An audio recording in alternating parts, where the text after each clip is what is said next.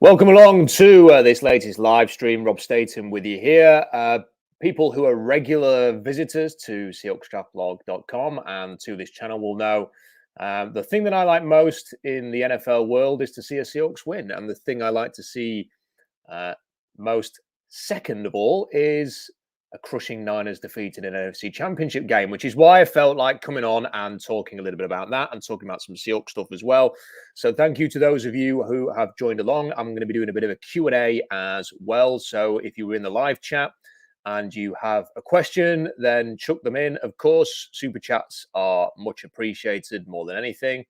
So if you feel obliged to help the channel, then stick a super chat in there into the live chat and I will come to those straight away. But seeing as this is a bit of an impromptu, unexpected live stream that I'm doing as a bit of a special, I will also take some questions from the floor as well without super chats in the Q&A. I don't know if anybody who is watching, who usually jumps on, if Adam or Robbie are out there and if they want to get involved, just send me a DM on Twitter and I'll happily send you an invite. Otherwise, it is going to be a solo mission in this one. But I do want to talk a bit of Seahawks as well. I've put an article out there today talking about how I think the Seahawks can learn from the teams that are in the NFC and the AFC Championship game. I'm going to touch a little bit on that. I'm going to touch a bit on the draft as well. I published my latest horizontal board on SeahawksDraftBlog.com this week. Go and check that out. Big update. I have been able to watch the Shrine Bowl 1v1s. Big thanks to the Shrine Bowl for making that footage available to the media very easily via an app. So while the Eagles and Niners were playing that out and it got a bit one-sided and a bit boring towards the end, I was actually watching some East-West Shrine 1v1s from the West team, which was really nice. So yeah, plenty of things to get into, plenty of things to talk about. But I want to start with the Niners because, I mean, just everything that could possibly go wrong for them went wrong for them. And I kind of feel like, you know, when you're a fan of an NFL team, you could say, well, you know, what's better? Is it a kind of game where you're never even able to get your hopes up in the first place? Or is it where it comes down to the wire? And I always prefer it to go down to the wire. Imagine being a Niners fan watching that today. You've had the whole week of sort of building up to the game, you know, dreaming about what's going to happen, imagining your team in the Super Bowl, thinking about the ways that it will win, thinking about what it's going to feel like to be in the Super Bowl against the Bengals or the Chiefs, maybe even a rematch against the Chiefs, and how good that would be and how amazing it is. And then, 2 series in, your quarterback gets injured. And then Nick Bosa's limping around and Fred Warner's got an injured sock or something and he's down there and everything's going wrong. And then the defense forget how to play defense and they remember that, well, you know, these things called flags exist in the NFL and start giving away a million penalties. Well said, Vincent. Imagine being a Niners fan. No, thanks. Yeah, my bad on that one. But, you know, it all spirals. And like, I'm just watching that thinking, the Niners fans will just be sat there going, oh, what is this? Like almost right off the bat, you're thinking this is all going wrong. This is going to be a disaster. And then that Christian McCaffrey touchdown just gave them that little bit of hope, didn't it? Just gave them that little bit of belief that they could get this done. And then it was snatched away again, right before halftime. With that fumble, with the touchdown and the fumble, it was like 21-7 or something, wasn't it, before halftime? After the halftime, their fourth string quarterback picks up a concussion. Brock Purdy's out there again, just handing the ball off with his sprained wrist or elbow, whatever he had. And they're talking about Cal Juszczyk being quarterback, Christian McCaffrey being quarterback. After 1 minute, I think maybe they're going to give me a ring and ask me to play a quarter for them. I mean, it was just brilliant, frankly. It was fantastic. And, you know, I don't feel any guilt in expressing these thoughts because they are an NFC West rival. And what fun is football if you can't have a little bit of schadenfreude at your NFC rival friends in the NFC West? So congratulations to Philadelphia Eagles. I want to talk a bit about the Eagles and the Seahawks and a plan moving forward in a couple of moments. But we have got a super chat here from Jason who says, F the Niners, but at the same time, it would be so much more delicious if Purdy was in there. Yeah, maybe so. But I kind of enjoyed the whole, this is a complete and utter collapse / disaster aspect of it all. It was a bit like, I mean, I'm 38 years old, so I remember this. A few of you might be too young, but can anyone remember going on that that ride at Universal Studios, which was like the earthquake ride, where you went down into the subway and the subway tips over and all the water comes down, and it was good at the time. It was good in the 90s, and that ride was a bit like the Niners' performance today, wasn't it? So that was great. But thank you for the super chat, Jason. If you have a super chat and you want to support the channel, the blog, please send them in. Silk Monkey says, Rob, does Jalen Hurts' success this year have a halo effect on the hype evaluation to Bryce Young? I don't think it does. And the reason is because we've also seen Kyler Murray get injured. We've seen Russell Wilson lose some of his escapability and creativity and have a really difficult season. And Tua Tagovailoa has had a really horrible year. I mean, he had a good year, but he also had concussions. And I think that will be more in the minds of teams than necessarily Jalen Hurts. And the other thing about Jalen Hurts is he's got the same thing as Russell Wilson and Tua, in that he's got quite a thick frame. Now, all of the talk from Bryce Young at the minute is that he's up to sort of 190s and he's going to be above 200 by the combine. And I'm sure he'll find a couple of big jugs of water to drink before he goes on the weighing scales at the combine, and will probably get up to about 200 pounds. But everybody knows the playing weight he's going to play at.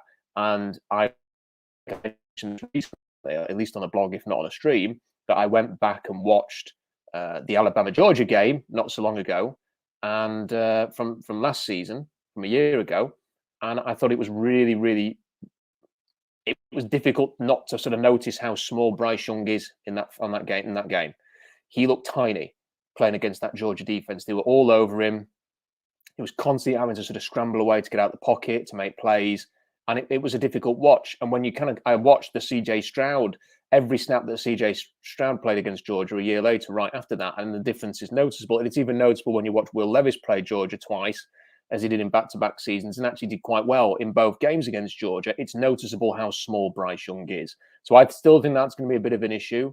I mean, I did speak to someone in the league right before the draft a year ago, and he said that the league is very, very high on, or was very, very high on, CJ Stroud and Bryce Young. Now, I don't know how things have changed since then, but he felt that teams were not going to go all in on the quarterbacks a year ago, which proved to be the case, and that there was a lot of buzz for Stroud and Young.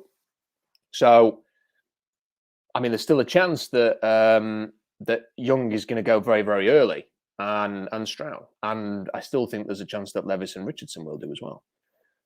And I think with the way that the teams, you think of the Panthers and stuff like that, the way that they've pointed Frank Reich, I think they're preparing a big move up the board. But we'll see. We'll see. That's something we can get onto again in a bit. I want to come back to the Niners in a second, because I think the future for the Niners is suspect, and I'm going to explain why. But first, we've had Matt get in touch. Thoughts on Vic Fangio to Miami? I think it's a fantastic appointment, obviously, for Miami. I think that has been the recipe for success. You think of the Rams having like Wade Phillips as defensive coordinator, and the Broncos, and sort of having that younger head coach or an offensive minded head coach to go with it. It's a good combination, isn't it? And now they will have they've got a very good offensive mind. Whether or not Tua Tagovailoa can stay healthy and whether he's the guy is a big question mark. But they've got a very good offensive-minded head coach. They've now got one of the best in the business as a defensive coordinator, and Miami's probably going to be the only person running Vic Fangio's defense properly next year. So there we go. Anyway, I want to come on to the Niners, as I was saying. I'm going to share a screen here and show you what I mean. So this is the over-the-caps salary cap tracker. You will see the spam account above has got pictures of cheerleaders. Some people might enjoy that. So here we go. Effective cap space. Let me sort of put that in order. You can see the Seahawks have not got that much. They've only got $19.3 million, which we'll come back to in a bit. But look at the Niners. This is the scary thing for the Niners. They only have $3.5 million in effective cap space. And they only have 35 contracted players. Now, when I was mentioning that the Seahawks only had, I think it was something like 37, 36 contracted players before, obviously, they signed all the futures contract players and got up to 48. There was only the Niners and the Chiefs who had fewer players signed up for next year than Seattle. So they have $3.5 million only, the Niners, in cap space to spend next year. So that's the first point. So they don't have hardly any cap space. So that's the first thing there. And then I'm going to share another screen with you and show you their free agent situation for next year. Okay, let's go on the free agency one rather than this one first. So here's the free agency situation. So remember, they've only got $3.5 million in cap space. And these are their free agents in the offseason. Jimmy Ward, who is a starting safety. Obviously, Jimmy G is out of contract. But Samson Ebukam is a free agent.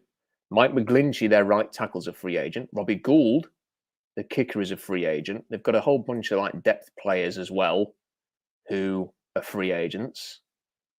So, you know, it's not the worst situation in the world, but you've got $3.5 million.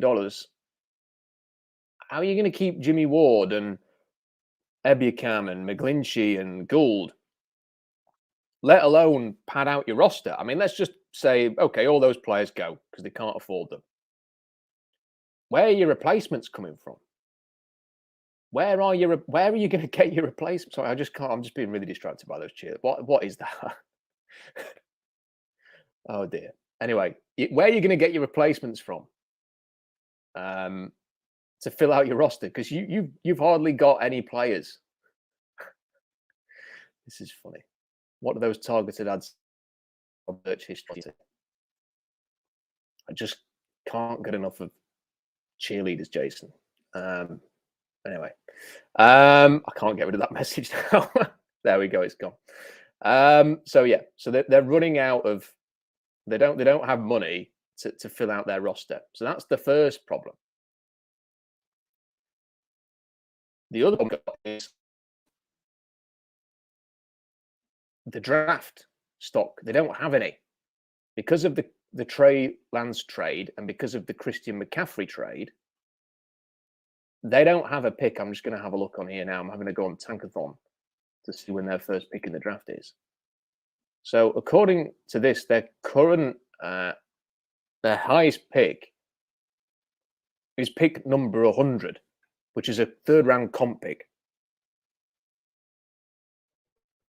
They're third-round comp picks because they've had staff leave, and because they are diverse members of staff, they have received comp picks as a consequence. So they have 3 comp picks, 100, 100, and 203. So they've got 3 basically fourth-round picks at the start of the round, and that's it. So, you know, they've got a whole bunch of day 3 picks. I wrote down in my horizontal board recently that it's not a good day 3. It's not a good day 3. There's just not the depth there to sort of feel really comfortable like you're going to get loads and loads of players there. So good luck filling out your roster with 5th, 6th, 7th round picks, or even like early 4th round picks, which is what those comp picks essentially are. So they still don't have the ability to pad that out. You could say, okay, well, they can free up some cap space. Now, I've no doubt that some of these existing contracts, they'll be able to maneuver things to create some cap space. I mean, the 49ers, like everybody else, are not going to, there's going to be a way around this. There always is. You know, the teams that get into this situation, there's always a way around this. But then you end up lending on the credit card, and you can easily end up like the Saints or the Rams, which means that your window becomes very, very short, very, very quickly. And when you actually look at their contracts, as I'm showing you on the page now, as to where can they make any savings, like the first thing you look for is there an obvious cut? Is there somebody they can get rid of that can clear, I don't know, $10 to $20 million? Like the Colts, for example, have got cap problems, but they can cut Matt Ryan and save a load of money. Now, there's only one player on the Niners roster who can save them any decent money, and that's Christian McCaffrey. Now, unless they want to cut him, then what's the solution? Because if they cut him, that's $12 million. Now, they can't cut, you know, they're not going to cut Trent Williams or Eric Armstead or Fred Warner, but they can't anyway. You know, none of these players, like if they were to cut, I mean, just look down the list. There's nobody. There really isn't anybody that you can see there that's like, well, there's an obvious cut. Let's have a look at post June the 1st. Now, if they wanted to get rid of Trent Williams, yeah, they could save 13 million, or Eric Armstead. You're really going to just let them walk out the door? I mean, they're some of your best players. So what is the plan here? They're not going to be able to go out and make big moves. They are going to have to fill some holes with these late round draft picks. They are going to have to lend on the credit card. There's not really much room for the Niners to move forward here. Now, they're going to still have Williams, Armstead, Warner, Kittle, Bosa, McCaffrey, Debo, Dre Greenlaw, Brandon Ayuk. They're going to have some of these players. But all I'm saying is the future is not that rosy for the San Francisco 49ers. They don't have a whole bunch of cap. And as someone has quite rightly pointed out, they have to pay Nick Bosa now. That time is coming where all of a sudden his salary is going to accelerate. It's not going to bother them for this year, but in future years it will. So, like I said, as with the Saints and as with the Rams, you're going to have to pay the piper eventually if you are the 49ers. That time is coming, is going to come very, very quickly. You know, they've had a window here for a few years now where, you know, they've been in the NFC Championship game, they've been in the Super Bowl, they've been in the NFC Championship game again, and they haven't won it all. And they're not a million miles away from resetting everything again. I don't think people are aware of that, and Niners fans certainly won't be shouting about that. But again, $3.5 million of cap space, hardly any room to create any more. Probably going to have to lend on the credit card to do that. And the joint lowest number of contracted players for 2023. So that is not a rosy situation for the Niners. Now, they are not, I don't think they're going to be the Rams next year, but I also don't think we're talking about, like, you look at the Bengals, for example, and you think they could be a contender for 5-6 years easily in the future. You know, if the Bengals beat the Chiefs, I think they'll beat the Eagles. We'll see what happens in this AFC Championship game. But they could win a title, they could win another one. You can imagine Mahomes winning a couple more. You know, you sort of see certain teams and you think they're not going anywhere for a long time. I don't know about the Niners. I don't know. I don't know where they're going. And that's not a bad thing at all, is it really, frankly? And hopefully the Seahawks can capitalize. I mean, the Seahawks are in a very different situation here with a whole bunch of draft picks and able to move forward. But, you know, that's some thoughts on the Niners. As I mentioned to anybody, I see quite a few people have joined in the sort of the last 15 minutes, and I am doing a Q&A. So if you want to put in the live chat a question, it doesn't have to be a super chat. I will come to those questions. It can be Seahawks related, NFL related, or draft related. I don't mind. Or you can ask me a random question, a wild card, if you will. Happy to do that. But super chats are most appreciated as well because they help support the channel and enable us to do cool things. So keep those questions coming in, and I'm going to pivot slightly to talking about the Seahawks now. So while the Niners have not got a great situation, I do want to talk a bit about the Seattle Seahawks. And I put this article out today. Some of you will have read it on Seahawks Draft Blog, and some of you won't have done, but I want to share it and run through some of the things that have been discussed on there, because I think there are some, there are some important things here that I think Seahawks fans are maybe overlooking a little bit. So here we go. As you can see on the screen now, this is SeahawksDraftBlog.com. I'm going to check out the full article. I'm just going to run through some highlights here. So one of the things that I think Seahawks fans have maybe talked about a bit too much is copying the Niners. And it's understandable why they're doing that, because they lost to the Niners. The Niners are in the NFC West. John Schneider and Pete Carroll both pointed at the Niners and said what a great team they've got. And in many ways, they are built how Carroll and Schneider want to build things, which is with great defense and a running game and all of that stuff. I don't think John Schneider is a big proponent of get by at quarterback, but I kind of sense that Pete Carroll's quite flexible at quarterback, and his success in USC was predicated around the fact you're going to lose a quarterback every 3 or 4 years, so he's quite comfortable with that. Yes, they kept Russell Wilson around, but I think having moved on from that, I suspect that Carroll was quite flexible, let's say, at the position. So people have been saying, okay, just copy the Niners. Go and spend your picks on defense, build up a great defense. Bob's your uncle. You'll be okay. You'll be similar to what the Niners have been. And I pointed out in this article that it's not quite as simple as that. I don't think many people really realize what the Niners have done in order to get this defense. You have to go all the way back to 2014 when they started building this. That's nearly 10 years ago when they took Jimmy Ward, who is still with the team, in the first round. The year later, 2015, they took Arik Armstead in 2015. I mean, it's a long time ago now. And then in 2016, they took DeForest Buckner. They used 2 more first-round picks in 2017 on Solomon Thomas and Reuben Foster. So between 2014 and 2017, they used 5 first-round picks on their defense. 5. And then a couple of years later, Nick Bosa, 2nd overall. And the year after that, they trade DeForest Buckner, can't pay everybody. Trade DeForest Buckner to Indianapolis. Immediately use that pick, number 14 overall, on Javon Kinlaw, his replacement. So over that 9 draft span, they used 7 first-round picks on their defense.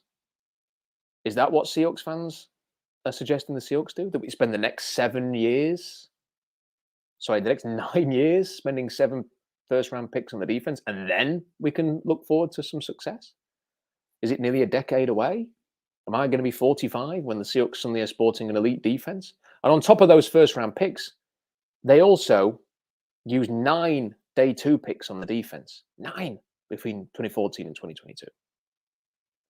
So we're talking about 16 premium picks over 9 years in order to build this defense, with a whole bunch of whiffs to go with the hits.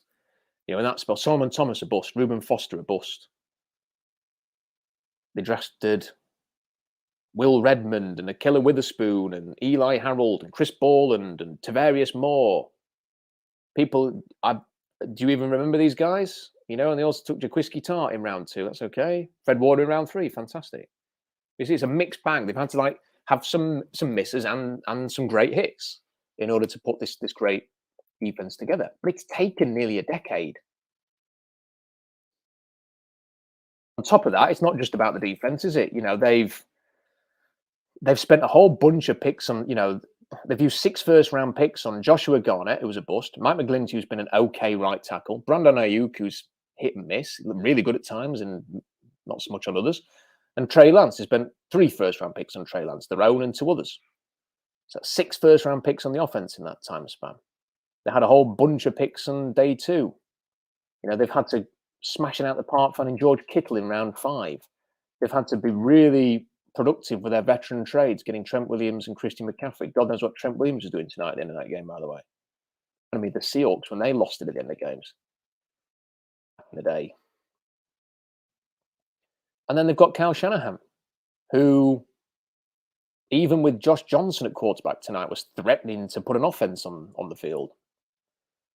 I mean, you know, we're talking about a guy who led Matt Ryan to become an MVP in 2016, as I say in the article. And they should have won that Super Bowl. He took the Niners to 2 NFC Championship games in a Super Bowl. They led the team on a 12-0 run, despite not only losing his starter, but his backup as well. And then in this game, he was on to his 4th and 5th and 6th string quarterbacks by the end. So this is not easy to copy, and that was the point I was making in the article. And to scroll down a little bit further, I was saying, well, look, you know, you can try and use the Niners there, but let's be honest, you need an offensive coordinator or a head coach who can really nail one side of the ball in a way that, you know, Clint Hurt, in fairness, and Shane Waldron and Pete Carroll haven't done. You know, they have not been able to. You can rely on Kyle Shanahan to produce a great offense, but you can't rely on the coach in Seattle to produce greatness, not consistently anyway. They've had flashes. Shane Waldron had a decent year, but not consistently great output year after year, regardless of, for example, who's at quarterback or regardless who's playing on your defensive line. I suppose that's the defensive equivalent. So it doesn't really feel like the Niners are much of a comparison there. But then you look at teams like the Eagles and the Bengals, who had offensive minded head coaches who were memes, as I wrote in the article when they started out. Sirianni had that horrible introductory press conference. It looked like he was going to shat his kegs. He was so nervous. Taylor just looked out of his depth. In his first 2 years, he had a 6-25-1 record. People were calling for him to be fired after 1 year, calling for him to be fired after 2 years. He could be in back-to-back Super Bowls by the end of tonight. So there was no faith in either coach. And if you actually look at how quickly they've gone, the Niners have been building over 9 years. The Eagles and Bengals both finished 4-11-1 in 2020. That's 2 seasons ago. They had 4 wins each. They could be playing each other in the Super Bowl in a fortnight. So, how have they done that? Well, cheap rookie quarterbacks, and then having the ability to go and spend money. And a list here, the Bengals went and signed Trey Hendrickson and DJ Reader for a combined price annual salary of about $28 million, which is less than the franchise tag that many people want to pay Geno Smith. To go and get Von Bell. They could keep Jesse Bates on the franchise tag. They could extend Sam Hubbard and Joe Mixon and Tyler Boyd. They traded for BJ Hill a year ago. It worked out. They give him a 3-year, $30 million contract after that trade from the Giants. Last offseason, they said, right, we're sick of Joe Burrow getting hammered. Let's go and add Alex Kappa, $35 million contract. Ted Karras, $80 million contract. Lael Collins, 3-year, $21 million contract. So they were very, very active in their spending. They've padded out their roster. They can now rush with 3 or 4 in a playoff game. They've got weapons. They've got a good young quarterback. And then the example I made with the Eagles, very, very similar. They signed Javon Hargrave as a free agent. He's on $17.8 million this year. They traded for Darius Slay and AJ Brown, paying both good contracts. They traded for CJ Gardner-Johnson from the Saints and Robert Quinn from the Bears. They retained Brandon Graham, Jason Kelsey. They gave a $14 million contract. They gave Fletcher Cox $14 million. They go and extend Derek Barnett for $7 million a year for 2 years. They go and splash out on Hassan Reddick. What a signing he's been. 3 years, $45 million. They had a James Bradbury cornerback for $10 million and Kaiser White at $5 million. Why can they do this? Because Jalen Hurts on a rookie contract. And again, both teams go from 4 wins to potentially Super Bowl within 2 seasons. This is the blueprint the Seahawks should be looking at. This is what they should be doing. And check out the full article. It's all on there. I don't want you to read the whole thing out. But when we're sort of talking about what should the Seahawks do, for me, it's almost a no-brainer. You get a rookie quarterback. You use your money to fill out your roster and build everything around that quarterback. And that is the proven formula that's been successful over the years. The Ravens won a Super Bowl with Joe Flacco that way. The Seahawks won it with Russell Wilson. The Eagles won one when Carson Wentz was on a rookie contract. So he didn't play in the Super Bowl, but it was a rookie contract and a backup quarterback who won them the thing. There wasn't a big spend there. Chiefs with Mahomes. Burrow almost winning it last year. That for me is the obvious, as we sit here today, what should you copy? And it's that. And, the counter argument is obviously, well, there's no Joe Burrow in this draft. Well, that's why Jalen Hurts is very handy and convenient, isn't it? Because Jalen Hurts is nowhere near Joe Burrow, but he's still able to get the Eagles to the Super Bowl. Can CJ Stroud, Bryce Young, Will Levis, and Anthony Richardson do what Jalen Hurts has done? Yes. Unquestionably, yes. So they don't have to be Joe Burrow. They just have to be good enough to do what Hurts has done. So essentially just manage the offense. Produce some big plays. Get the ball downfield. Extend plays with your legs. Make things tick. That's all you really need. And then you go and build the roster around. You get some big name defensive linemen, offensive linemen. Get up there, win in the trenches. Add some quality with some calculated trades. That is the blueprint to turning around a team in a couple of years. There's no reason why the Seahawks can't be there in 2024. But guess what? If you're paying Geno Smith $32.4 million a year, that's going to be a lot harder. That's going to be a lot harder. You're not going to be able to do that. You're going to be bringing in rookies and hoping that they can come in and have a massive impact. And for all the Seahawks fans out there saying, hey, get a defensive tackle or defensive end at 5, get a linebacker at 20. The example I used in the article was, well, look at the Niners in 2017, because Solomon Thomas was taken at number 3 overall by San Francisco, and Reuben Foster was taken at the end of the first round. Solomon Thomas was supposed to be a sure thing. On the article, I put that Lance Zierlein put a tweet out saying he reminds me of JJ Watt, and there's no chance of him getting out of the top 5. That's how well regarded Solomon Thomas was. If Solomon Thomas was in this draft, we'd all be talking about him non-stop as the answer for Seattle. Please get to number 5, we'd be saying. We'd be desperate for Solomon Thomas for the way that he played his final year in Stanford. He's a bust. And then you look at Reuben Foster. He was just classic SEC, physical, fast, brilliant linebacker. He was going to go in the top 15, but then the red flags and the character concerns bump him down to in the first round. Still, what a talented player. Bust. That's not to mean that 5 and 20 are going to be busts, for sure, but I'm just saying, this is, when you go and get a Javon Hargrave, you kind of know what you're going to get because he's played in the NFL. When you go on Hassan Reddick, you kind of know what you're going to get. Trey Hendrickson had got sacks. DJ Reader had played well. You're getting a bit of proven quality there. And if you get a quarterback, and I believe there are 4 quarterbacks in this draft who can do what Jalen Hurts has done, that are very talented quarterbacks, I think you can have some success. And that's what we want, isn't it? We want the Seahawks to be brilliant. We want the Seahawks to be the Eagles of today in 2024. That's what we want. And that's achievable. But you have to be honest and open about this. It means you have to make a very difficult decision with Geno Smith and say, okay, here's the cutting off point. We can't pay you more than this. And for me, it can't be much at all. All this talk of giving him the franchise tag or $30 million or he's the guy, pay him 30 odd million a year for 3 years or 5 years or whatever you want to do. To me, that's not conducive with success. Is Geno Smith going to win you a Super Bowl? I doubt it. Is he even less likely to win it if he's taking up $30 million of the camp? Yes. People fight back. Well, okay. That $30 million isn't that much for a quarterback. Comparatively speaking, it's not as much as Aaron Rodgers and Russell Wilson and stuff like that. If you pay Geno Smith $7 million a year, though, sorry, $30 million a year, $7 million would be quite good. If you pay him $30 million a year, that's $7 million more than Myles Garrett is on average per year.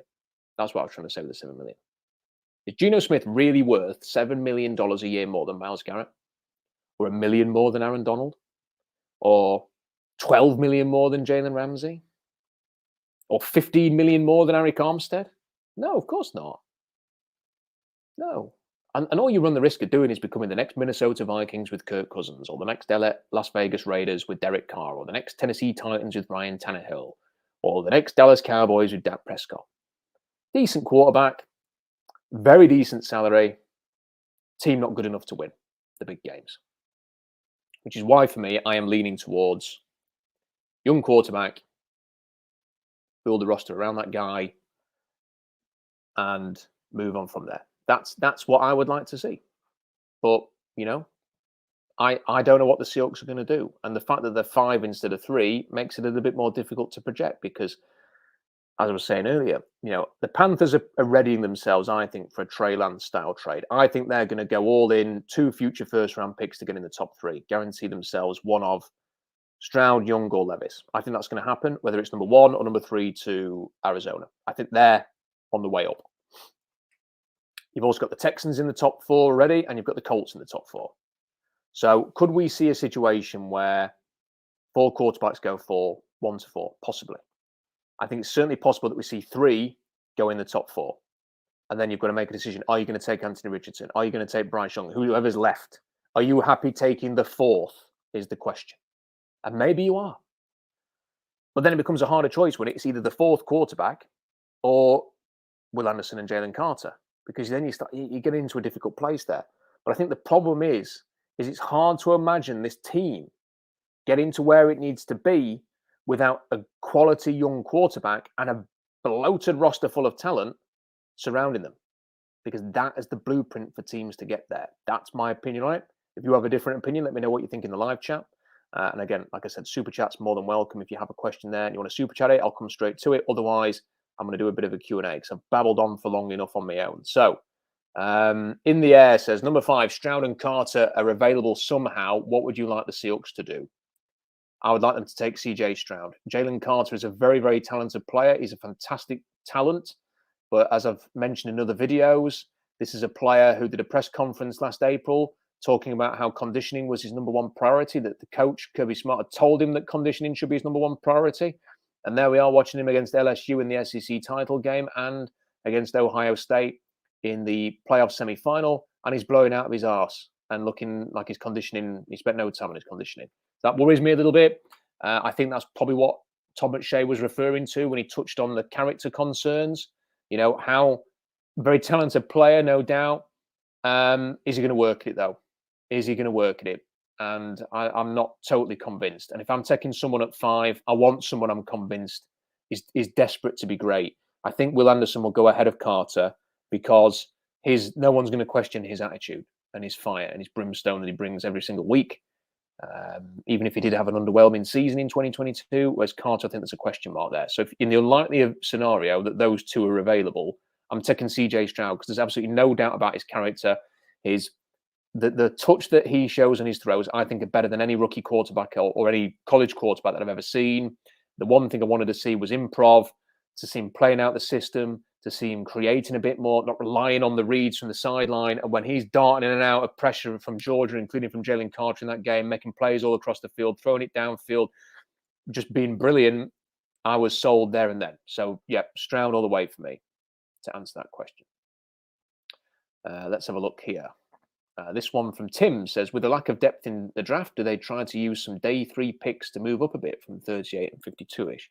I think so. I think that would be, an option for the Seahawks. I think that you've got to be a bit careful because how much are you actually going to get up? I mean, I wouldn't be in favor of getting rid of a 4th because I think with the 4th, you've still got, you can take the player you like the most in that 4th round. And I don't know how high up you'll get trying to trade 5th and 6th and 7th round picks away. Probably not at all because the value to other teams is going to be the same as the value to you. So you might have a hard time moving up very far.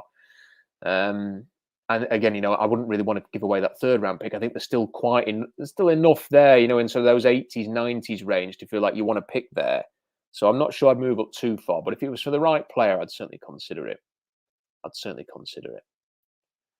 This one from Rocast, what they're going to do with Diggs, Adams, and their $36 million. If it was up to me, they'd be June 1st cutting both of them and saving a whole heap of cash there and just moving on. But I don't know what the Seahawks are going to do there. I think something's got to give with at least one of these two. It's hard because I think Diggs has got some kind of. I mean, Curtis will explain this more if he's in.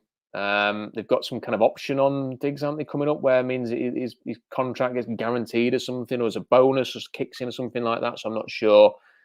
But for me, I'm ready to move on. I'm ready to just give the money to Ryan Neal, keep him on a tender, go and get a safety, either a veteran safety on the cheap, or draft somebody later on, something like that. Or consider someone like JL Skinner, who I really like, or Chris Smith, who I really like, or even Brian Branch, if you're so inclined. I think you might go a bit too high for Seattle, though. That's what I'd be thinking of doing. Whether they do it or not, I'm not sure. Let's have a look. Is there anything else that? There's definitely a super chat coming. I just want to make sure that I've got all the questions because I'm quite far behind on the chat. I don't want to miss anything. So apologies. I'm kind of just running through here. I think a lot of people just sort of having a good laugh at the Niners at the moment. This is an interesting one from C-Mode. I worry about Pete always having talked about the importance of rewarding his guys, i.e. Geno. I think that's true, but I think he's also said stuff like this before. Frank Clark's our guy. Frank Clark's not going anywhere. Frankie's a Seahawk. He kept repeating that message over and over again. And then as soon as DeMarcus Lawrence signed a record-setting contract, they moved on, traded him. Jadeveon Clowney was supposedly a priority. They made an offer. He didn't like it. They never signed him. They moved on to Benson Mayo and Bruce Irvin. Oof. So I think there's a chance that once again, they'll say, look, to Geno, this is what we're offering. And he'll have a choice to make. He'll either accept that offer or he'll go and test the market. And I don't think there'll be a robust market for him. That's one of the things I wrote about today. If you go on any forum, no one's talking about Geno Smith. You see fans, Derek Carr or Jimmy Garoppolo or Aaron Rodgers. You don't see anybody talking about, I want my team to sign Geno Smith. Adam Schefter put an article out today. It's a big off-season for quarterbacks because there's decisions to be made on Aaron Rodgers and Derek Carr and Jimmy G and Lamar Jackson. He didn't even mention Geno Smith. Like he's an afterthought. Which is the team who is... Like you've got a whole bunch of teams who are going to think draft, like Carolina and Houston, and Vegas, Indianapolis. They're not going to spend 30 odd million on Geno Smith as a bridge. You know, if they need a bridge, they'll go and sign somebody else. They'd probably just stick with the quarterback and try and milk that rookie contract like everybody else. So they're not going to do that. The Jets are going to have probably going to go all in on Aaron Rodgers because Nathaniel Hackett's gone there. So that's that. The Commanders might go for a Derek Carr or Jimmy G. There's not that many left. Like, I don't think he's going to get a massive contract. So you know what? I think the Seahawks will be fine. I think they have overpaid. Cough, Jamal Adams, cough, Quandre Diggs, cough. But they've also been quite strict at times, and I hope they're going to be strict here because paying Geno Smith $32.4 million it's the pathway to being average. Frank, thanks for the super chat. Frank B, with 2 first-round picks, what's the argument against the Hawks trading up to get their quarterback? I suppose the argument is that you lose the benefit of the influx of talent. You know, you can get, they hit on draft picks a year ago. Charles Cross, Ken Walker. You know, I still think Boye Maffei's got something there. Well, they hit on high picks, and hitting on 2 picks that are high again improves the quality of the team. And people like that thought, you know, keep adding talent, keep building, rather than going all in on a quarterback. But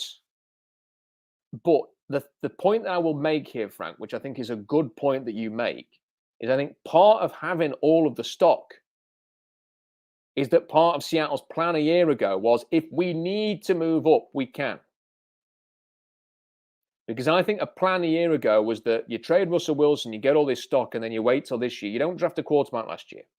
You don't even sign a quarterback in free agency. You just bring in Drew Lock from the trade. Okay, you chuck him into the mix. You have a look at Geno Smith. You chuck him into the mix, bring him back, and that's it. And it was all about getting through this year. Geno knew the offense. Drew Lock was trying to learn it, whatever. But it was about getting through this year. And then they never anticipated Geno Smith playing this one. They never expected that. Now, I hope that they haven't pivoted their plan towards, hey, let's pay Geno Smith the same that we're paying Russell Wilson. I hope they haven't pivoted to that. I hope they're sticking on course. They're staying on course for the plan. And it helps leverage against other teams for the draft. If you were talking about keeping Geno Smith and how much you like Drew Lock and stuff like that, because whatever you shape up with, look, even if the Seahawks keep Geno Smith or Drew Lock, they're going to go in. That will have to happen to go into the draft with the leverage you look for, unless they trade up like in the next month, which teams have done. Let's be honest, before the league year begins, you hear so-and-so's trade up to number 2, so-and-so trade up for 1. So they love 2 quarterbacks. You trade up as high as you can, 1 or 2, and then you've got 1. Now, I think there's a chance that they could do this, either with 1 and 20 or with 1 and 38 or whatever, however high you can get up. But they might do it. Just be ready for that. Because that might have been, okay, if we need to trade up, we will. They're not going to come out and say that in public now, because you lose all leverage. But they might. And the Panthers can't offer 2 firsts this year. Now, maybe the Bears or the whoever, the Texans, Cardinals, maybe they'll think, do you know what? We'd rather have 2024 first round pick than number 20. That 20 is still a good pick. So they might think, well, okay, yeah, 5 and 20, whatever. That might work. And if it happens, Seahawks Twitter will go absolutely crazy because the mainstream media is telling them quarterbacks suck. Quarterback's no good, which is BS. It's a good quarterback class. It's a good quarterback class at the top. It's top heavy. There's 4, really good. And I think if you move up and get your guy, that's it. And let's just imagine they do use 20 to get up. Okay. You still have 38, you still have 53, you still have a 3rd round pick, you can still add talent. Yes, it's costly, but if it means getting the franchise future for the next 10, 15 years, it's a small price to pay. And it will all come down to whether or not John Schneider has seen somebody in this draft who he thinks is the next Mahomes type. Because nobody ever quibbles in Kansas City about the fact they spent a 1st round pick to move up and get Patrick Mahomes to trade up the next year's first. No one quibbles about that. And heck, if they think they're going to be good and picking in the 20s again next year, they might just say, do you know what, we'll keep 20, but we'll give you our 2024. I don't know. Look, we're going in deep into the weeds with this. All I'm saying is I won't rule it out. I don't think it's going to happen, but I wouldn't completely rule out that the Seahawks move up to make sure that they get a quarterback. And Frank, thank you for that super chat. Jesse sent one in as well. Do the Niners only do the little dance through the tunnel with the boombox after a win? Yeah, I love it, Jesse. I didn't see much dancing. I saw them win one more game than us. I thought the boombox thing was pretty cringe a year ago. I didn't see them do that this year. I don't know if it was a thing, but yeah, I thought it. Them all pretending to like sing and the words on the way. Like Deebo Samuel was there dancing along to it. I thought it made him look a bit silly. But there you go. There you go. Avery says Jalen Carter isn't in condition because he's in college. He's going to parties and taking classes. When he goes to the NFL and the NFL is his job, he's obviously going to get in shape. It don't work like that, Avery, because there's two things. Parties still happen when you are a pro. In fact, parties can get even bigger when you've actually got a lot more money. So that's one thing.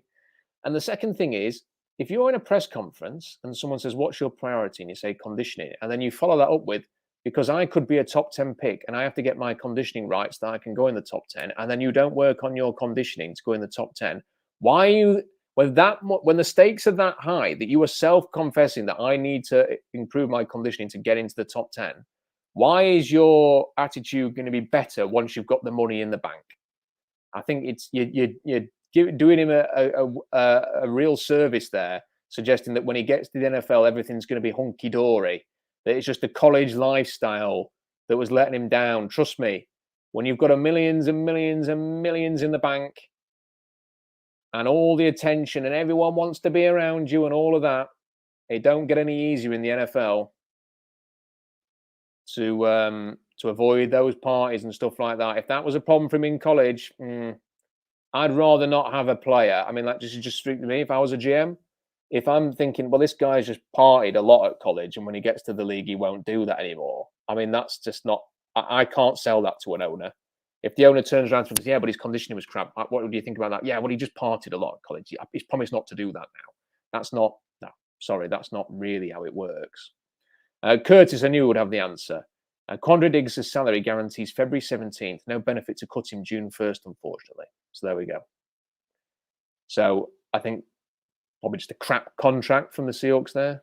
They've had a few of those over the years. So, yeah, not particularly good.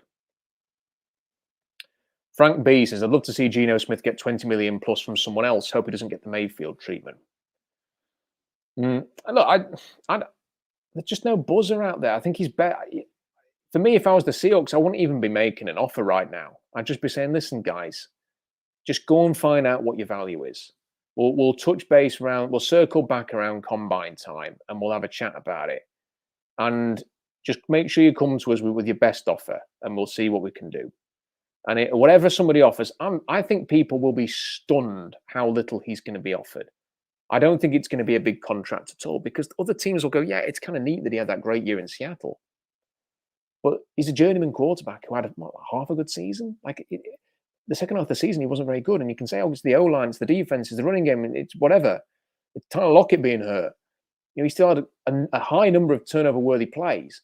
And teams are good. And you personally can have an opinion on why that was. And you might decide it's nothing to do with Geno Smith and it was none of his fault. But teams who are then are having to think, I need to decide whether to pay this guy tens of millions of dollars a year, have to consider that maybe the first half of last season or this season was a fluke or just a great bit of form. And what we saw in the second half of the season, when he lost to the Panthers and the Raiders and nearly lost to the Rams twice, maybe that's who he really is. And listen, a good quarterback who's paid $7 million a year more than Myles Garrett a year, you kind of want him to win those games, and cover for some warts on the defense and the running game and stuff. Russell Wilson did it for a long time. And he can't, I don't think Geno Smith showed he could do that. I think Geno Smith has shown that in this system, he can make it tick. If he's got a supporting cast, he can be very good. But it's how do you build that supporting cast if you're paying him not $3.5 million in incentives, but $32.4 million? It's harder to do that. That's really the point. Nugash says, trade down and get 2024 picks to trade up in 2024. The QB class is much more talented in 2024.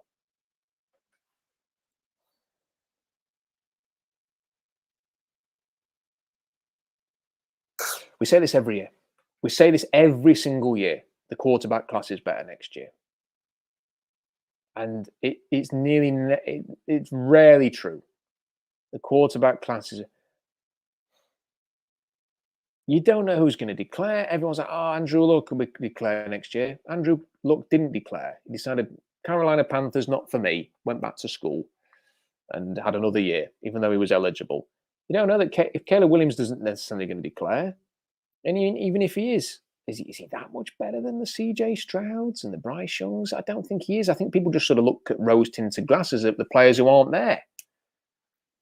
And then, like the guy at North Carolina, I've not studied him because I ain't got time to study players who aren't eligible for this draft. But when I did watch him play, I didn't think, wow, this is the second coming here. This is miles better than again, Stroud or Young or Levis or Richardson. I didn't feel that way. Maybe he is. But, there's a whole bunch of QBs who've worked in that system in North Carolina over the years. And there's been a lot of hype about players from those offenses. And I don't think that the class next year is that better. I don't think it is. I think people are getting a bit carried away again with looking ahead and thinking this is always better. I think this is a good... You will not find many drafts where you have players of the talent and potential of CJ Stroud, Bryce Young, Anthony Richardson, and Will Levis in this quarterback class. It is a good QB class. So there we go. Michael says, have you watched tape on DTR? Yes, I've not watched every game of his from 2022. Or have I? Can't remember. Might have done, actually. But I've watched... Oh, God. I must have watched 20 games of his over the last couple of years. And I like DTR. I think he's extremely talented, very creative. As a runner, as a passer, he can get it to all areas of the field. He is very athletic. He's got a bit of swagger to him that I like. He's very confident. And he can make plays. He can make things happen. But he weighed at the Shrine game this week at 191 pounds. 191 pounds he weighed in at. That's tiny. I can't criticize Bryce Young for being 190 pounds and then say, but it's okay for DTR. I mean, that's worrying. And I've been watching his videos. He's done, I think, 4 videos in the build-up to the Shrine game. He has like a cameraman following him around. He's been training with Levis and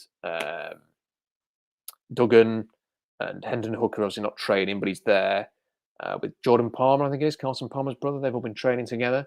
And he's been putting the video, and he does look incredibly slight, like very, very slim. He's not long and lean. He's very diminutive. And he has had a bit of a battering at times when he got hurt in the bowl game at the end of the season. And he has had a couple of games where he's been getting up and, he's been limping around or favouring his side or something like that. So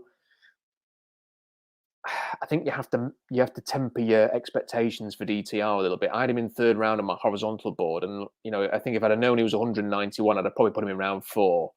So very talented, but not someone I'm pinning my hopes on. I know a few people have been saying, is there somebody sort of in day 3 they could take at quarterback to avoid having to take one at 5? And no, this for me is a 4 quarterback draft. It really is. It's like you've got the 4 at the top, and then, if you want to take a flyer on someone later on, but I'd have massively low expectations for anybody taken later on. Vincent makes a nice joke here. Nice bit of sarcasm. We like that in Yorkshire. Carter did work on his conditioning. He sprinted the 100 for a whole week, which is exactly what he said he did.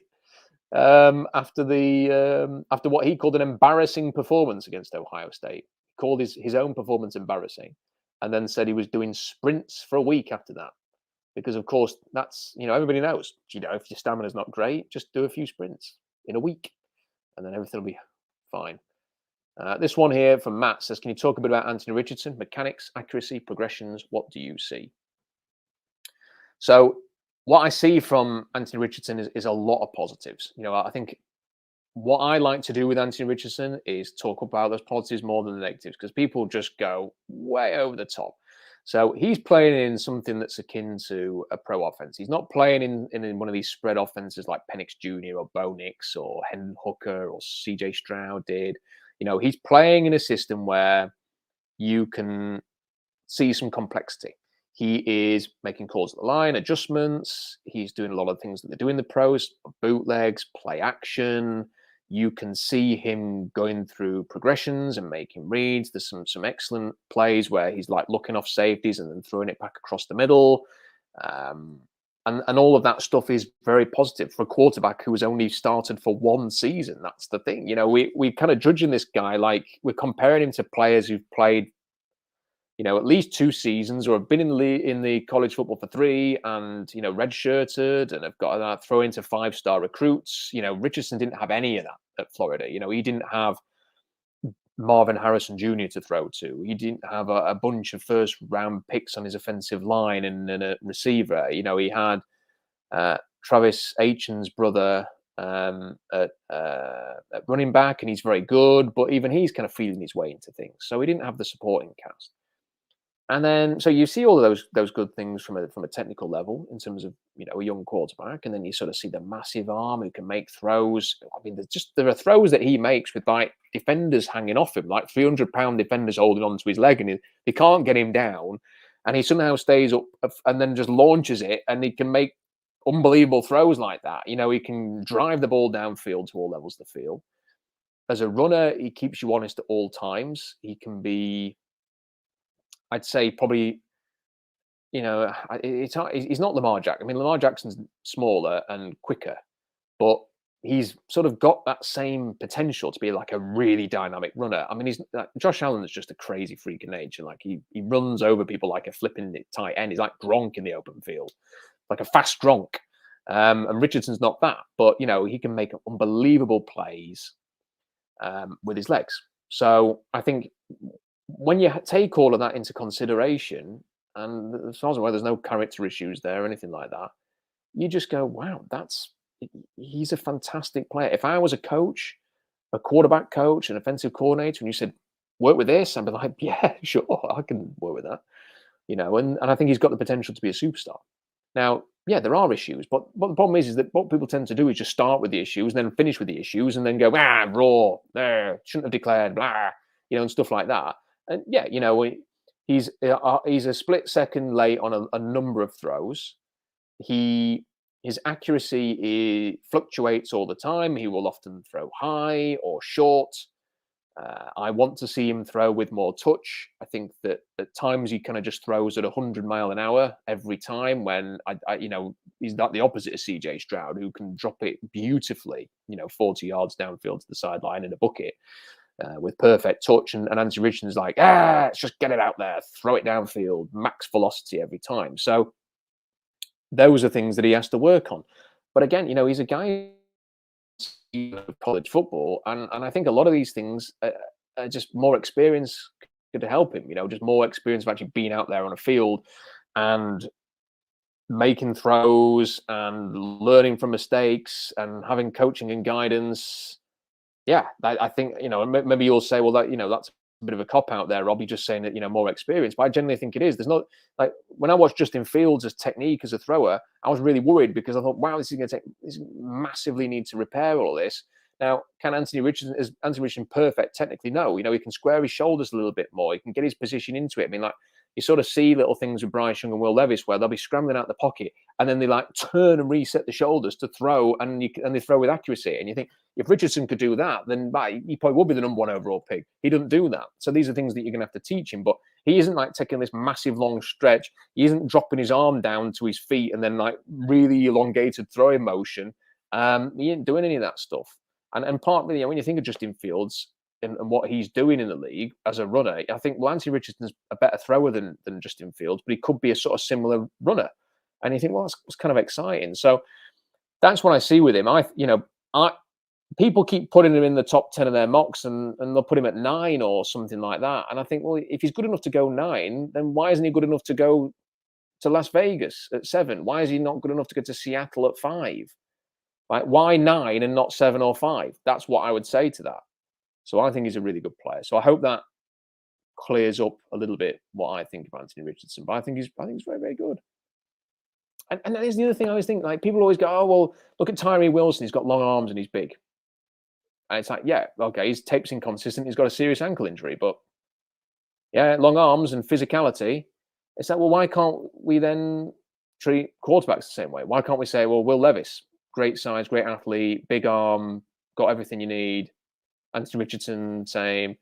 Why do we sort of look at Jalen Carter, great athlete, great size? Oh, look what he did here. He's going to test well.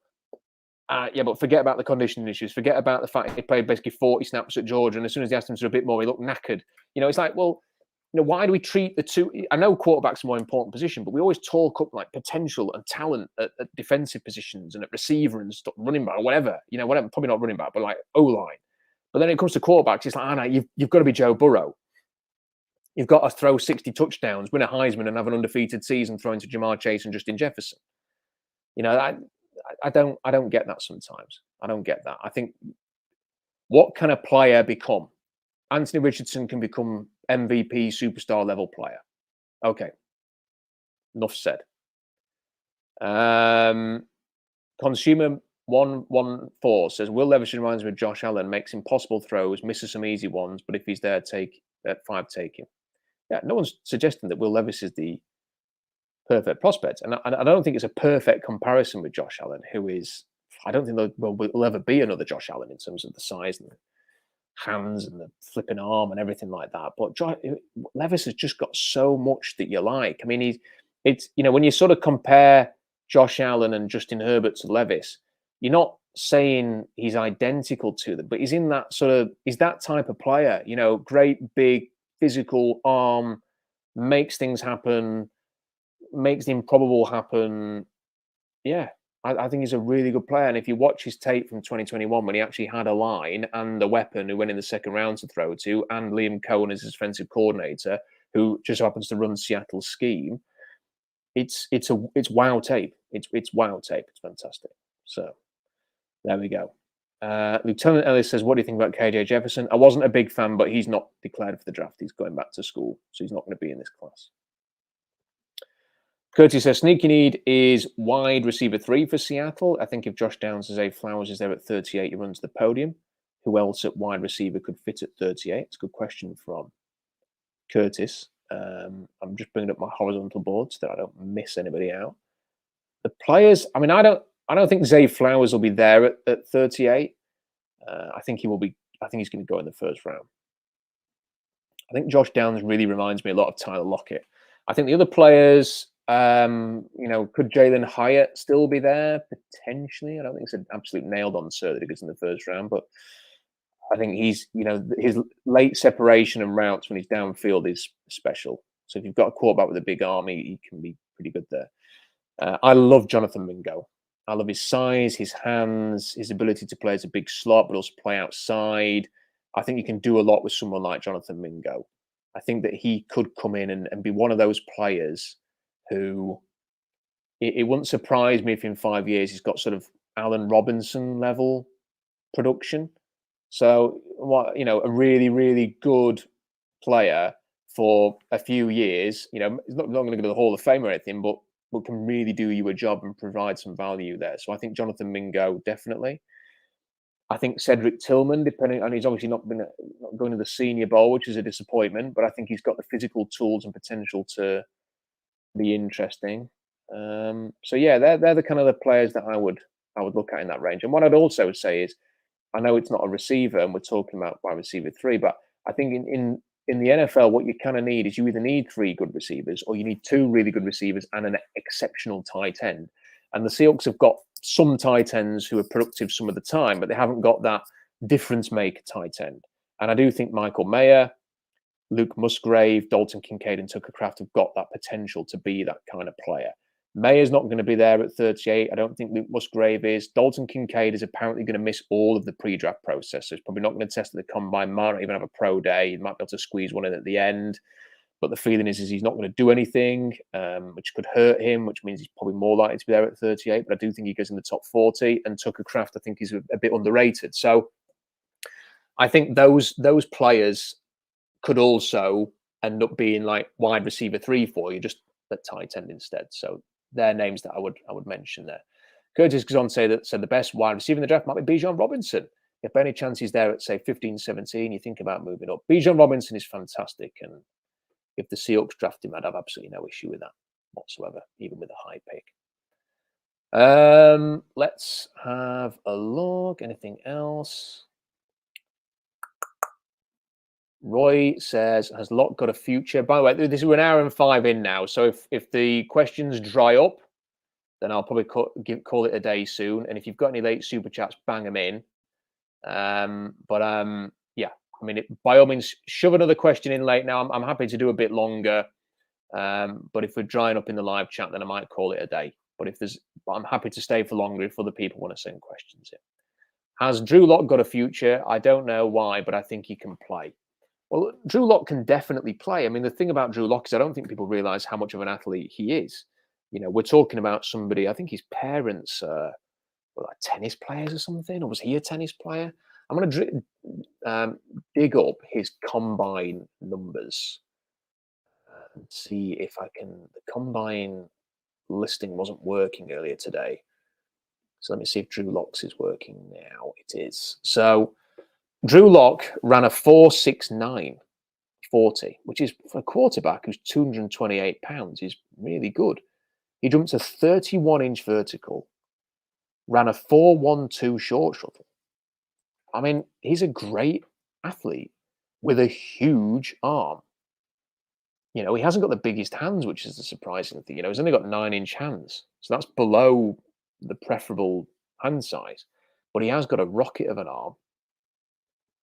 And Lancia, because I'm looking at the grade now, gave him a 6.40. And he only gave Patrick Mahomes a 6.30. So he has all of the tools that you need to be an NFL quarterback. And then there's little things like the Seahawks did a little video with him during the season where he was playing basketball with some staffers or something, and they had like a little free throw competition. And he was fantastic. I mean, he's the kind of, it seems to me like the kind of bloke, and we all kind of know these people. I mean, maybe not on a professional athlete level, but there are certain people who are just naturally very gifted athletes who can turn their hand to anything. He's probably a fantastic golfer as well. And I think that I'm sure there's something about tennis in his family or his background or something like that. So, a naturally gifted sportsman. And yeah, there is some potential there. And I don't think you're wrong for thinking he's got a future. And if you'd have said, Geno Smith, $32.4 million a year contract last summer, people would have thought you were crazy. And yet here we are. Some Seahawks fans have been shouting, pay Geno all year on Twitter and would like to franchise tag him now. And who thought that was around the corner? So, anybody thinking this can't happen for Drew Lock, why would you think that? Because it happened to Geno Smith. And this scheme and this system has already shown that, with other quarterbacks, it can work. It certainly did for Jared Goff. And, Matt Stafford won a Super Bowl in this offense. Other teams have had success with it. And now Geno Smith's had success with it. So can Drew Lock do it as well? Yeah. Yes, he can. And if he was under contract, I think it'd be, as a cheap contract, it might be a bit of a no-brainer just to move on to Drew Lock. The problem is you've got to negotiate with him. And I think what I'd like to see the Seahawks do is go to Drew Lock first and get a deal done with him. Because if you can do that, it really sets you up leverage-wise. You've got a quarterback who knows the offense, who knows the players, who knows the team, who's been around here. You can turn around to Geno Smith even more confident, saying, we've got Drew Lock, we're going to go with Drew, maybe draft somebody, maybe sign somebody else. Here's the contract, take it or leave it. You can be as aggressive as that if you want to be. Whenever you don't have Drew Lock, it's harder to do that. And Drew Lock's people might know that, and they might go, listen, we know what you're doing here. Give us a decent deal. We want, they might say $7 million or something, and they'll say no. And I don't know. I don't know how you approach that because, I don't think there's going to be a whole bunch of suitors for Drew Lock, but there might be teams out there who say, we want you to be our starter next year. And we are going to draft a quarterback. Panthers might go, you come here because we're going to draft somebody, and then you can do that. And if the Seahawks are saying, you sign with us, and maybe we'll re-sign Geno Smith and you'll be the backup again, that's not the best thing for Drew Lock's career. So it might be a difficult negotiation. But if they could get him signed before Geno Smith, it provides you with a whole bunch of leverage. And then if Geno Smith wants too much money, move on. Move on. Just go to Drew Lock. And if he's crap, he's crap. You're in a rebuild. Just move on. Go with Locke, draft a quarterback early. There you go. That's what my plan would be. And I am leaning towards, I know I've kind of said, like, I'm open to drafting a defensive lineman at 5, and I am. I'm like everybody else. I watched the Seahawks crap defense, and I was watching that Niners playoff game thinking, oh, if they had this and if they had that, and if they could do this on defense, they could do that. I'm the same as everybody else. But I want the Seahawks to be a championship caliber team, not a slightly better than 2022 caliber team. And I think the way to do that is to get that sort of cheap rookie contract, and then to pad out your roster with talent, and to go and try and find a Trey Hendrickson and a DJ Reader and people like that you can add to your team, and be in a position down the road to go and get a Darius Slay type. No, I'm not talking about a cornerback. I'm just like anything, that caliber of player, an AJ Brown type, or Trent Williams, or do what these other teams have done to sort of really get talent injected into your team with a veteran addition. So that's what I'd like to see them do. And you've got all the picks. Like, if you get one at 5, great. If you have to move up a bit, fine, whatever. You've got all the picks to add to your defense, and you save a load of money.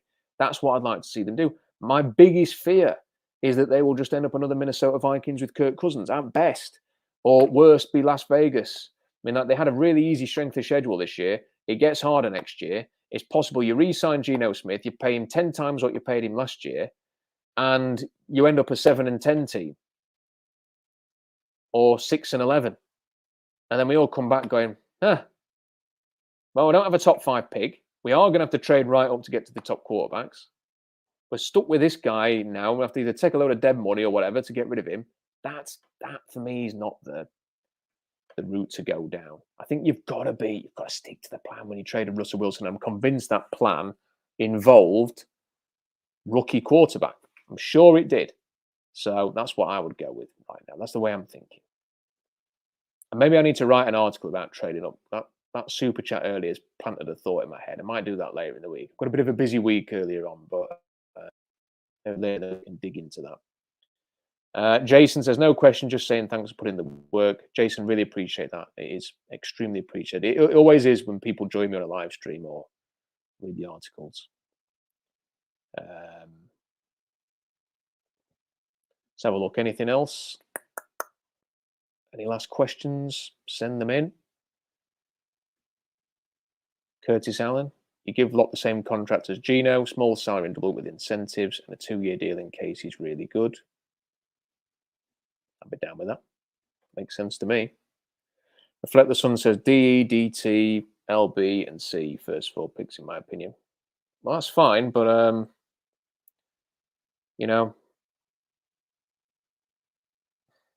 I think anybody thinking just planting 3 rookies into this defense is going to turn it around. I think you're going to be disappointed. I mean, like, hitting on all 3 of the D, the DT, and the LB for starters ain't a given. Like, it's easier to go and get, if the idea is to rapidly improve your defense, to go and get your DJ Reader, your Trey Hendrickson, and I don't know, Jermaine Pratt or something like that. The 2 Eagles starting linebackers today, TJ Edwards and Kazir White, are both free agents. Like, it's easy to go and get one of those guys and say, okay, we know what we're going to get from them, and go and do that. You could just draft those guys, and then it might take him 3 years to get to like Quinnen Williams' level. It took him 3 years to get his arse in gear. So it's okay saying you're going to do all of that, and then what you're doing at quarterback, because unless you're really, really crap next year, you're never going to be in position to draft one in the top 5 again. So I see why people say this, just go and draft these players and all that. I mean, you could still draft a DT, an LB, and a C with your first 4 picks. It just means that you need a quarterback, first of all. Maybe one of those defensive linemen you picked there, or a linebacker, is a veteran. So you could go QB, DE, DT, LB, and a veteran center, or a veteran LB and a rookie center. I mean, it's 1 pick. 1 pick is 1 pick difference on the defense going to make that much of a difference. Are the Seahawks, for the benefit of having all of the cap savings of a rookie quarterback, is it that important to you to have a D or a DT with the first pick? That's what I would say. Because I don't think it is. I think when you actually put it like that, it makes a lot more sense. You can do 3 of those 4 things, but one of them has to be a veteran, and then one of those picks has to be a QB.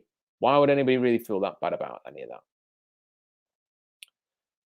Shane says, where does Kalijah Kancey get drafted? Top 30 or second round? I think that the cat is out the bag with him, so I put him at 14 or 15 in my first mock, around that range in my second. Then I dropped him a bit just because no one was talking about him in my third mock. And then just as I was doing that, Mel Kiper put him at 10th overall. So that's made me rethink that again. So I think he is going to, if Mel's doing that, he's hearing something. And I think Kancey is just such a special player. So I don't think he's going to get to the second round. I think, especially in this kind of draft and with all the people not declaring, I think he's going to go very, very early. Scott says number 3 seems like the logical trade up spot for us if we do trade up. Number 1 seems like just too much. I think you've got the fact that the Panthers have got a defense that they believe in. They've got great defensive tackle, great defensive end. They've got a talent at cornerback. They've got talent at safety. They've got an offensive line that they like. They've got at least one receiver. They've got one receiver that they really like. I think they've got the framework that they probably will feel like we can spend 2 future first-round picks going and getting a quarterback. So that will make it harder to get to number 1 because I think they'll try and trade the house to get to Chicago. And the Colts might do the same because they're in, Chris Ballard's under a massive amount of pressure right now. So I think those 2 will be difficult to fight off for number 1 overall, but I wouldn't rule it out. Wouldn't rule it out. And frankly, for the sake of everybody, if they did it as soon as possible, if they were going to get to number 1, can you just get on with it, please? So we can spend all that time talking about quarterbacks and just move on because you ain't trading multiple picks to get Jalen Carter or Will Anderson. So, yeah. But I think it probably warrants an article discussing it. And I can already imagine what the reaction from some people will be to that article.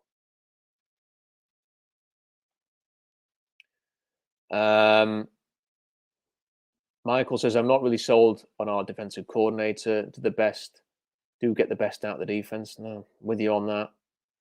Karen says, congratulations to the Eagles. Great game. You guys proved to the world why you're the best team in the NFL. I'm a huge 49ers fan and I have no excuses. We lost to a better team today. Karen, stop being so nice. We like to be annoyed by Niners fans, not go, okay, fair enough. That's a lovely message. Shane says, would you take Clancy as a D pick for Seattle? I mean, I like the guy. I really like him. But for this defensive scheme, I think you need some bigs, I'm afraid. If you go back to the 4-man front, then yeah. Yeah, I would.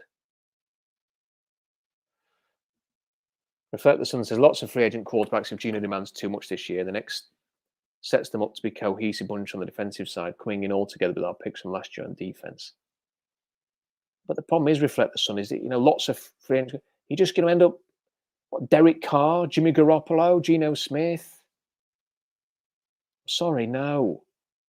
Is that really what you want to watch? Do you really believe you're going to win a Super Bowl with Jimmy G at quarterback? And any of these guys are winning you a quarterback. That's got to be the aim. And this is what I don't get with people. Like you're saying, okay, we need to go D, DT, LBC with the first 4 picks. Fine. So just make one of those picks a veteran, which you can afford if you move on from Geno Smith, and a good one at that. And then go and get a quarterback. I mean, let me just say, okay, instead of Jalen Carter at 5, let's say you get DE at 38 or 20, and linebacker with the other big, and then at the end of round 2, you get a center. Instead of Jalen Carter at 5, you signed Deron Payne, and you draft a quarterback. Why is that any worse? Tell me why that's worse. Plus, you've got money to spend on other players, on other positions, because you've freed up money. Why do you not prefer that? Why would you not prefer that? It's better. Deron Payne is proven. Rookie's not. You still get to draft your LB, your D, E, and your C, but you get a rookie quarterback of the future as well. And you can go and sign Drew Lock or whatever. I don't understand the sort of the no quarterback at all costs mentality, really. Don't see it. Shane says, can you see Seattle get to the playoffs with the 2023 season? I can, but it's going to be harder than this year. Anyway. Let's have a look. Anything to finish? Irish Seahawks says, as much as I like Geno this season, I'd be willing to upgrade the D and roll the dice with another starter because it's a QB-friendly system. And one final message from Reflection. I'm not convinced any of these QBs are that good, and they don't have experience in the NFL yet. What's that? Yeah. But then, so would you not have drafted Joe Burrow or Patrick Mahomes because they didn't have experience in the NFL? I mean, like, this is. I think you're trying. I think people argue too much against this, guys. You know, like, you know, what are you hoping to see with a quarterback? Is what I would say. I mean, like, I've been doing this thing since 2008. I've seen a lot of quarterbacks come and go in the draft. You know, I don't understand what people think. I mean, is Joe Burrow the standard now? Does it really need to be like almost a flawless quarterback prospect to get you there, or does it? You know, you've got to look at the talent and the potential, and the Mahomeses and the Herberts and the Allens. They're all flawed in their own way. Anyway, I think we've kind of covered that. Curtis says, where does Drew Sanders fit on the defense? A versatile guy who can be the will type and then rush on third downs. Yeah, I think so. I also think he's, he can run and fly to the ball very, very well. So I think even if he's not sort of rushing on third downs, I think even if you just kept him at linebacker, it'd be fine.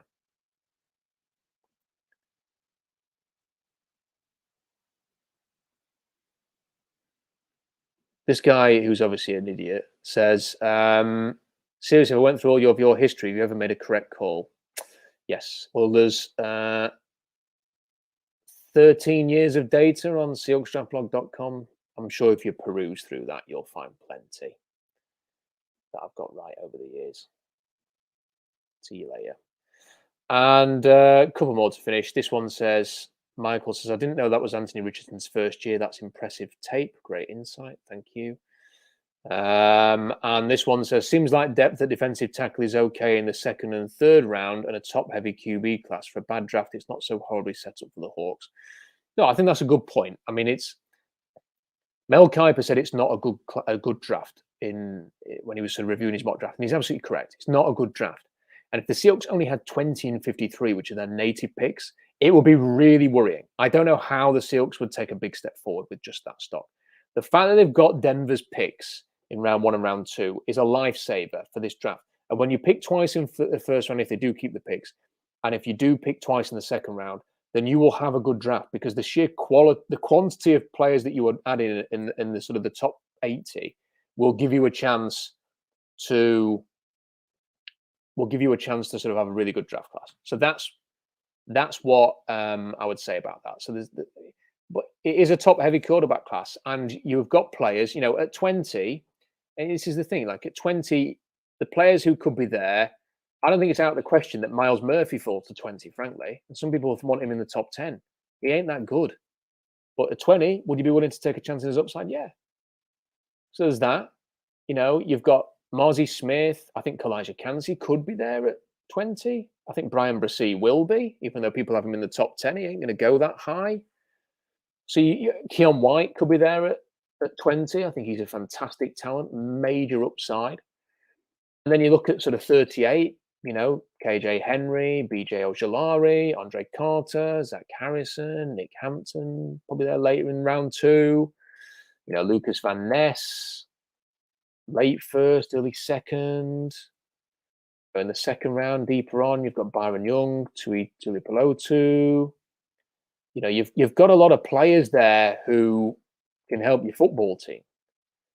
I think you could easily come away with 20, 38 on defense, maybe even 53 as well. At quarterback, I really do think it comes down to the top 4. And without going over all ground, I think we've touched on enough how I think it's very important that the Seahawks seriously consider going quarterback and the saving that they can make there. So there we go. Couple more. Bijan at 20. I don't think he's going to last to 20. I think he'll go in the top 15. He's too good. Henry says, how much lower do you have Hendon Hooker versus these first-round quarterbacks? Quite a way down. I've got him in round 4 with an injury flag, obviously, for the knee. The problem with Hendon Hooker is he was so scheme-reliant. The Josh Heupel offense at Tennessee is prolific and proven. And if you actually watch Tennessee, a lot of his throws are wide open throws. I mean, I'm not saying like there's a lot of comfortable. I'm like they are wide open. Like it's it was crazy to watch, and he gets his reads on the sideline, and there was a lot of inaccurate throws on tape. That I don't know what his turnover worthy plays are. I forgot the list somewhere. They weren't as high as I thought they were going to be, but when I was watching him, I thought there's a lot of plays here that if he was having to throw into tight windows in the NFL, there'd be turnovers. So yeah, I'm not that high on him, and he's in his mid-20s already, and he's got a serious knee injury. So I think you have to really temper his stock there. Shane says, with a lack of blue chip in the draft, do you see teams do more deals in free agency? What I do think we'll have is a lot of veteran. I think we could have some veteran trades again, as we had last year with Devontae Adams, Tyreek Hill, AJ Brown, Hollywood Brown.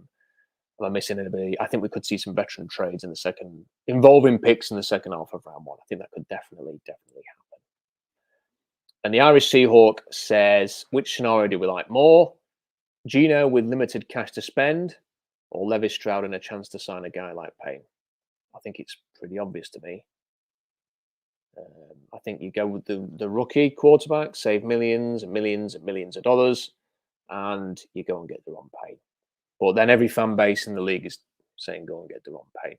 But there's others as well. There are other defensive tackles you can go after. Irish Seahawk says, Rob, thanks for always keeping it real and looking at every side of an argument, but also providing an in-depth and reasonable analysis since 2008. And thank you. I appreciate that.